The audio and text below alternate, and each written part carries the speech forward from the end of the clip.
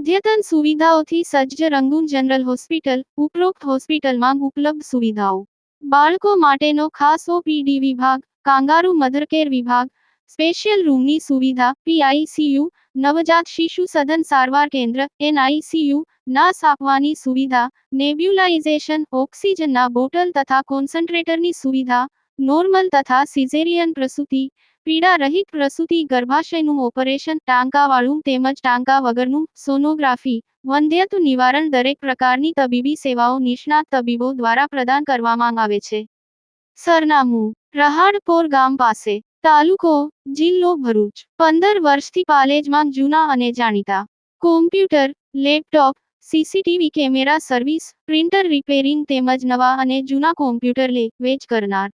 Admission form તેમજ તમામ સરકારી ફોર્મ ઓનલાઈન ભરી આપવામાં આવશે. વડોદરાના પાદરા તાલુકાના મુજપુર ખાતે મહીસાગર નદી પરનો ગંભીરા બ્રિજ તૂટી પડવાની ઘટના બની અને આ ઘટનાએ સમગ્ર રાજ્યમાં હાહાકાર મચાવ્યો છે. પરંતુ આ દુર્ઘટનાના પડઘા માત્ર પાદરા પૂરતા સીમિત નથી રહ્યા.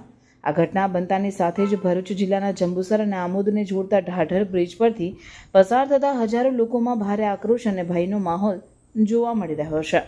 જંબુસર આમોદ ઢાઢર બ્રિજની સ્થિતિ કોઈનાથી છુપી નથી.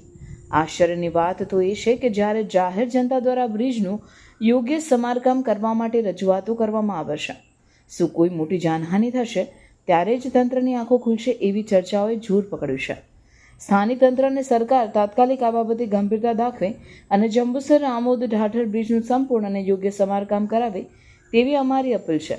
લોકોના જીવનો સવાલ છે અને આમાં કોઈ બેદરકારી ચલાવી લેવાશે નહીં. આશા રાખીએ કે તંત્ર સત્વરે આ બાબતે નક્કર પગલાં ભરશે. રિપોર્ટર યાકુબ પટેલ, ભરૂચ. ભરૂચ જિલ્લાનો દાદર નદીનો બ્રિજ ખૂબ અગત્યનો પુલ છે.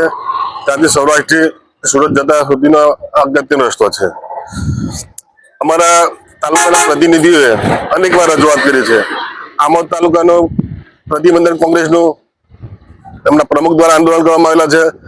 જંબુસર તાલુકાના કોંગ્રેસના પ્રતિનિધિઓ દ્વારા તેમ છતાં છેલ્લા 5 મહિનાથી સમય હતો કે આ રસ્તાને રિપેરિંગ થઈ શકે એવી તારે હતું કે ડાયવર્ઝન આપી શકાય.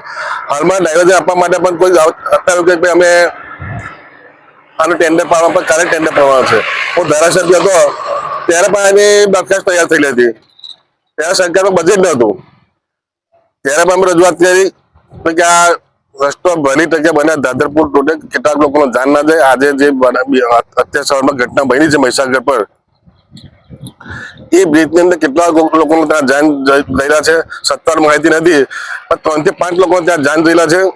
5 લોકોને રેસ્ક્યુ કરવામાં આવેલા છે.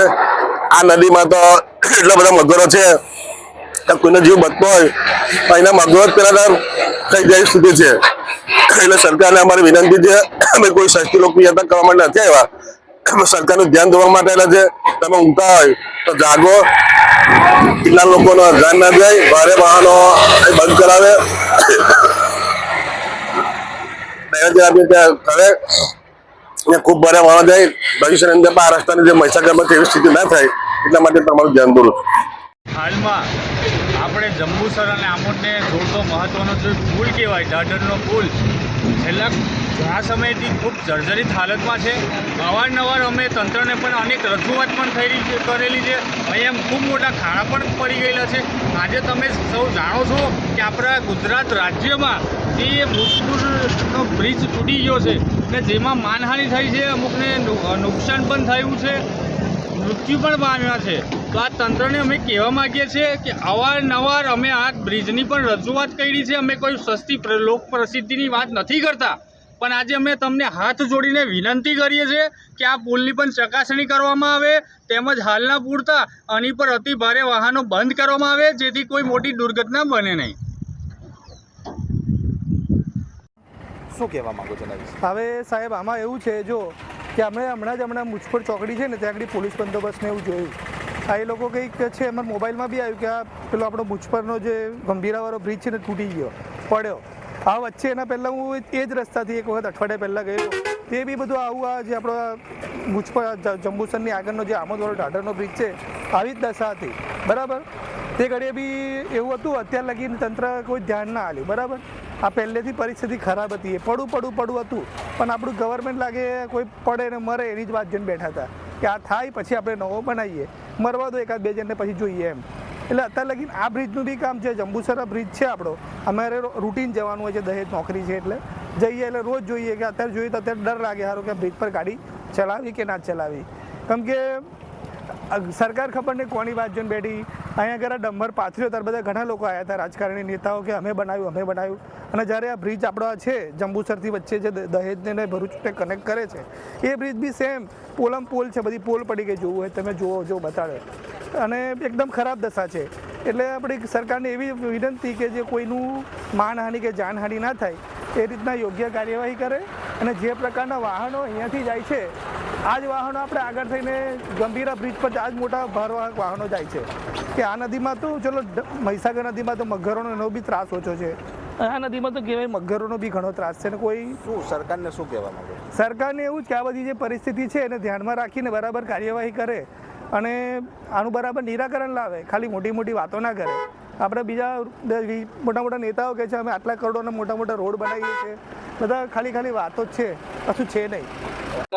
લુકમાન મનબન ક્યાંથી આવો છો? અમે જંબુસર થી ક્યાં જાઓ? આમોદ જઈ રહેલા છે. શું કહેશો આ બ્રિજ પર મુસાફરી કરીને? બ્રિજ પર મુસાફરી જીવનો જોખમ છે, નીચે મગરોની કતાર લાગી ગયેલી છે, જીવના જોખમે અહીંથી મુસાફરી કરવાની છે. વારંવાર રિક્વેસ્ટ કરી રહેલા છે પણ કોઈ નિકાલ આવતો નથી. ભાઈનો શું તમે સરકારને ને તંત્રને શું કહેવા માંગશો? જલ્દી તકે આ ભાઈનો નિકાલ લાવે બ્રિજનો બનાવવાને.